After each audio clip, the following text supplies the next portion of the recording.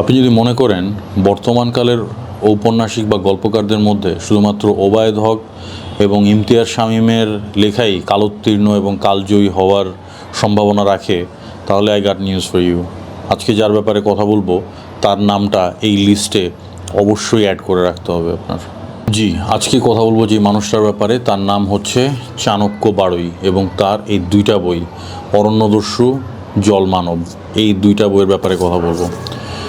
এই বই দুটা পাবলিশ হয়েছে বেশ আগেই এবং দুইটা বইয়ের থিম সিমিলার, এই জন্য দুইটা বই নিয়ে একসাথে কথা বলতেছি। সুন্দরবন, বাংলাদেশের অরণ্য, মোহনা অঞ্চল, সুন্দরবনের যে জলাভূমিগুলো আছে সেই জলাভূমিতে সাধারণ মানুষের পাশাপাশি আরেক জাতের মানুষ বসবাস করে, যাদেরকে বলা হয় জলদস্যু। এই জলদস্যুদের জীবন নিয়ে গল্প অ্যাকচুয়ালি কমই পাওয়া যায় বাংলাদেশের জলদস্যুদের নিয়ে। এবং এখানে শুধু একজন বা দুজন জলদস্যু না, এখানে কয়েকটা গ্যাংয়ের ব্যাপারে এখানে কথা বলা আছে এবং এই গ্যাংগুলো একটা আরেকটার সাথে কীভাবে কোঅপারেট করে, তাদের মধ্যে কী ধরনের কনফ্লিক্ট হয়, যে ফরেস্ট অফিসার, ফরেস্ট গার্ড এবং অন্যান্য যে সরকারি অফিসিয়াল যারা আছেন তাদের সাথে এদের টানাপোড়েনটা কীরকম হয়।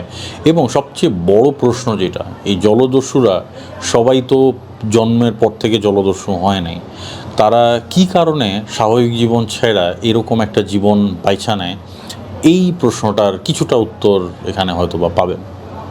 তো এখানে কতগুলো ক্যারেক্টার আছে খুবই কম্পেলিং। তাহের এবং আফসানা এরকম দুইটা ক্যারেক্টার এখানে, যারা স্বাভাবিক জীবনযাপন করতো বাট ঘটনাচক্রে তাদেরকে এই যাযাবরের জীবন বেছে নিতে হয়। এবং এই কাহিনীটা অবশ্যই আপনাদের পড়ে দেখা উচিত যে কেন তারা এরকমটা করে।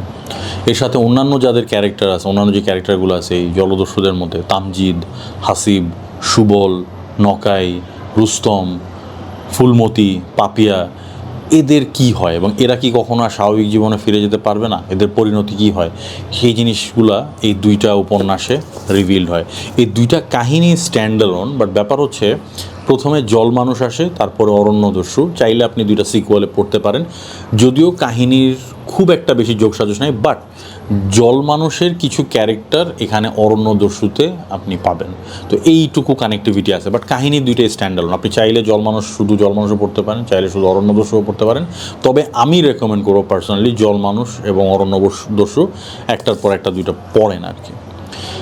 আচ্ছা, তো এখন চাণক্য বাড়ুইয়ের লেখনির ব্যাপারে আজকে এই বইটা পিক আপ করলাম এই কারণেই যে ওনার লেখনির ব্যাপারে যদি বলি, আমি একটা সেন্টেন্সে জাস্ট শেষ করে দেব যে ওনাকে এই যুগের মানিক বন্দ্যোপাধ্যায় বললে অত্যুক্তি হবে না। এরকম মার্জিনালাইজড গোষ্ঠী বা এরকম মার্জিনালাইজড প্রফেশন বা সমাজের এক অন্ধকার কোণে পড়ে থাকা যে মানুষগুলা, এদের জীবন নিয়ে এত পুঙ্খানুপুঙ্খ বর্ণনা এবং সূক্ষ্মাতিসূক্ষ্ম তাদের যে চরিত্রের যে বর্ণনা, এরকম ধরনের ভিভিড বর্ণনা আমরা মানিক বন্দ্যোপাধ্যায়ের উপন্যাসগুলোতে পাইছি এবং সেম ফ্লেভারটা আমি দুইটা উপন্যাসে পাইলাম। এটা আমি একদম মোটেও বাড়ায় বলতেছি না, আপনি চাইলে পড়া দেখেন, আপনি যে কোনো একটা পিক আপ করে পড়া দেখেন, এটা আপনার ব্যাপার। বাট আমার কাছে পড়া যেটা মনে হয়েছে আমি জাস্ট প্লেইনলি এই জিনিসটাই বললাম। এবং সবচেয়ে বড় কথা, অরণ্যের আমি এর আগে বাপ্পি খান ভাইয়ের লেখা আর হচ্ছে শাহরিয়ার জাওয়াদ, এই দুইজনের লেখাতে, শাহরিয়ার জাওয়াদের একটা বই ছিল চন্দ্র চন্দ্র খুঁজে ফিরি, বাপ্পি ভাইয়ের প্রায় সমস্ত লেখাতেই অরণ্যের খুব সুন্দর বর্ণনা থাকে। তো বর্তমানে কন্টেম্পোরারি রাইটারদের কথা বলছি, কন্টেম্পোরারি রাইটারদের মধ্যে এই দুজনের লেখায় আমি বাংলাদেশের অরণ্যের খুব সুন্দর বর্ণনা পাই। এর সাথে আরও একটা নাম যোগ হলো চাণক্য বাড়ুই। এই লোকটা বাংলাদেশের এই সুন্দরবনের যে এই সীমানাবর্তী যে অঞ্চলগুলা এবং বঙ্গোপসাগরের সঙ্গে মিশছে যে অঞ্চলটা, বাংলাদেশের দক্ষিণের যে অঞ্চলটা, এই অঞ্চলটার এত সুন্দর একটা বর্ণনা দিয়েছেন এবং সঙ্গে সঙ্গে ওই দেশের ওই সময় ওই জায়গার ওই সময়ের মানুষদের সাইকোলজি এবং এটার সাথে সাথে তাদের যে ডায়ালেক্ট একদম খুব সুন্দরভাবে, খুব প্রিস্টিন ওয়েতে জিনিসটা প্রিজার্ভ করছেন। ওভারঅল প্রেজেন্টেশন, বর্ণনা, কাহিনীর ফ্লো সব কিছু আপনাকে সুন্দর মতো তত্ত্বরায় আগায় নিয়ে যাবে। মানে এটা it's such a page Turner. জনরার যদি হিসাব করি তাহলে এটাকে একদম পুরোপুরি থ্রিলার বলা যায় না, এটাকে সামাজিক থ্রিলার অন্তর্ভুক্ত করতে পারেন। থ্রিল আছে এটার মধ্যে, থ্রিল আছে এবং যেটা বললাম যে এটা যেহেতু সুন্দরবনের জলদস্যুদের গ্যাংদের নিয়ে কাহিনী, তো ডেফিনেটলি এটার মধ্যে যথেষ্ট পরিমাণ থ্রিলার এলিমেন্ট আছে এবং বেশ নির্মম কিছু এলিমেন্টস আছে।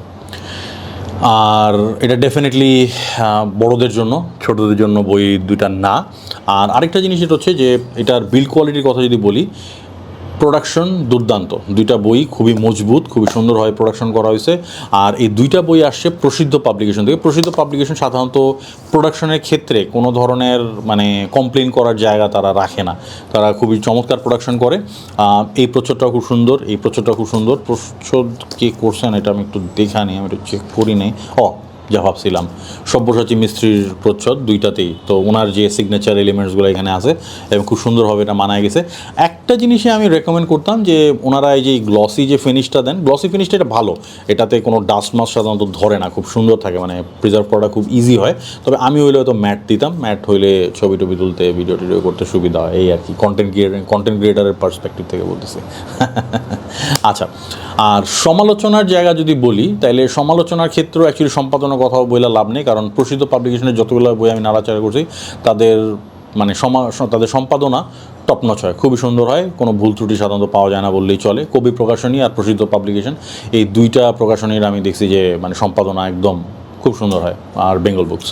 আচ্ছা, তো এনিওয়েজ এর সাথে যেটা হচ্ছে যে মানে সমালোচনার জায়গায় একটাই বলবো, যেখানে কিছু ইংরেজি এবং হিন্দি ডায়ালেক্ট ইউজ করা হয়েছে, কি অল্প কিছু জায়গায়, খুব বেশি না, অল্প কিছু জায়গায় কিছু ইংরেজি এবং হিন্দি ডায়ালগ ইউজ করা হয়েছে, ওগুলাতে কিছু ভুল ত্রুটি আছে, বা এটা হয়তো বা ইচ্ছা করে ওটাকে রাখা হয়েছে কিনা আই ডোন্ট নো, বাট ওই জায়গাগুলো হয়তো বা একটু কারেকশন করা যেত। এছাড়া আমার চোখে আর কিছু পড়ে নাই।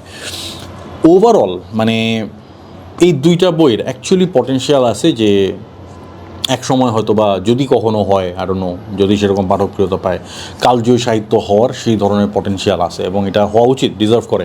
আই উইড সে যে আমি এখনও পর্যন্ত বলবো যে চাণক্য বাড়োই এখনও পর্যন্ত অত্যন্ত আন্ডার রেটেড একজন রাইটার, এবং আপনাদের ওই যেই লিস্টটাতে আপনারা ওবায়দ হক এবং ইমতিয়াজ শামীমের নাম রাখেন, ওই লিস্টটাতে অবশ্যই চাণক্য বাড়োইয়ের নামটা অ্যাড করে রাখবেন। তো এই জল মানুষ আর অরণ্যদস্যু দুইটা বই আমার তরফ থেকে হাইলি রেকমেন্ডেড, যারা ক্লাসিক লিটারেচার পড়তে বা ক্লাসিক স্টাইলের লিটারেচার কন্টেম্পোরারি রাইটারদের লেখনীতে পড়তে পছন্দ করেন, তাদের জন্য এটা অবশ্য পাঠ্য।